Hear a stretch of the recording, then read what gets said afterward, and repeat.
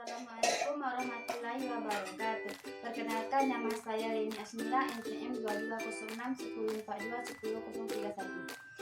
Di sini saya akan menjelaskan sedikit tentang perkembangan anak usia 6-12 tahun. Dalam periode ini, ketika anak dianggap mulai dapat bertanggung jawab atas perilakunya sendiri dan hubungannya dengan orang tua, mereka dan teman sebaya, dan orang yang lainnya. Periode ini adalah saat emas dan sangat penting dalam mendorong pembentukan harga diri dan yang tinggi pada anak yang harga diri tinggi. Yang terbentuk di periode ini akan menjadi model anak untuk memasuki masa remaja dan tumbuh menjadi remaja yang lebih percaya dari usia 6-12 tahun. Juga sering disebut usia sekolah. Artinya, sekolah menjadi pengalaman inti anak-anak usia dini yang menjadi titik pusat perkembangan fisik, koordinasi, dan psikososial. Yang kedua, selanjutnya saya akan menjelaskan tentang perkembangan berpikir menurut Piaget. Yang pertama, tahap sensori motor usia 0-2 tahun. Pada tahap ini anak sangat bergantung pada orang di sekitarnya dan titik pemikirannya yang melibatkan aktivitas panca indera.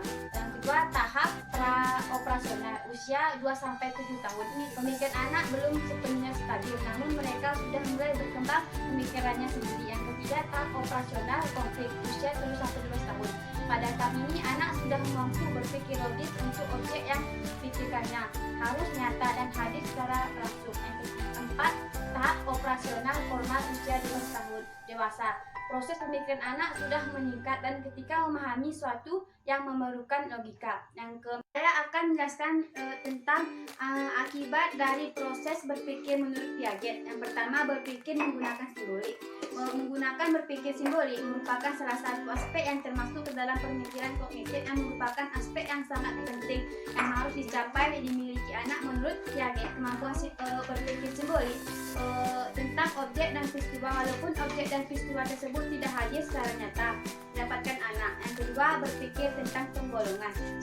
Seseorang anak yang aktif, anak tidak begitu saja bisa menyimpan informasi yang telah dia dapatkan sebagai suatu koleksi, tetapi anak secara perlahan memperstruktur sesuatu keseluruhan apa yang terjadi. Yang ketiga, objek yang ada di dalam diri yang sudah mengalami pencapaian terhadap anak. Perkembangan objek atau konsep beberapa mengalami perubahan sosial sesuai dengan rangsangan objek lainnya. Yang keempat, memahami konsep identitas bertujuan untuk mengetahui bagaimana konsep dasar perkembangan kognitif anak menurut Jane Piaget. Yang kelima, memahami konsep kompensasi.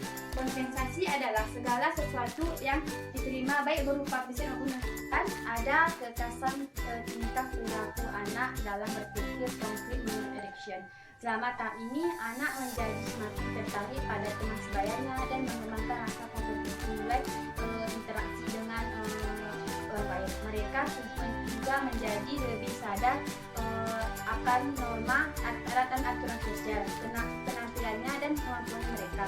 Salah satu kekasan perilaku anak dalam berpikir konkret menurut Erikson adalah keinginannya untuk diterima oleh teman sebayanya. Kemungkinan besar anak-anak akan sibuk dengan menyesuaikan diri dengan peraturan yang berlaku.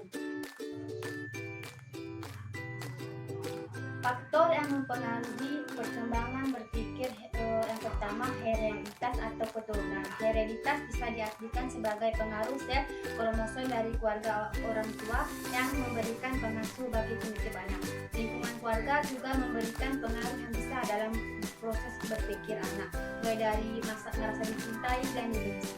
Perasaan tersebut muncul seiring dengan pengasuh mengatakan kasih sayang yang memberikan oleh orang tua. Sebagaimana yang kita ketahui, keluarga khususnya ibu adalah sekolah pertama bagi anaknya. Hubungan sehat dan membangun dalam sebuah keluarga akan sangat berpengaruh terhadap kognitif anak. Sebaliknya, hubungan keluarga yang retak dan kurang kasih sayang akan mengakibatkan anak mengalami kesulitan dalam berpikir.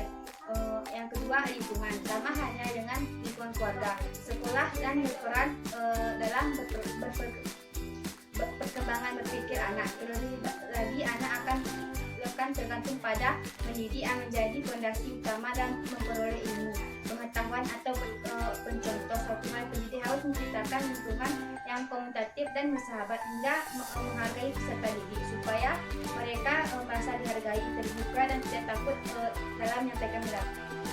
Yang ketiga, kematangan otak dan galak memberikan pengaruh kepada dalam berpikir dalam perkembangan berpikir. Apabila anak yang terlalu penat biasanya mengalami kecemasan dari segi perkembangan jika dibandingkan dengan anak yang sebaya dengannya, maka dari itu dibutuhkan upaya yang lebih keras dalam meningkatkan perkembangan berpikir dan perawatan ekstensif untuk kesehatannya.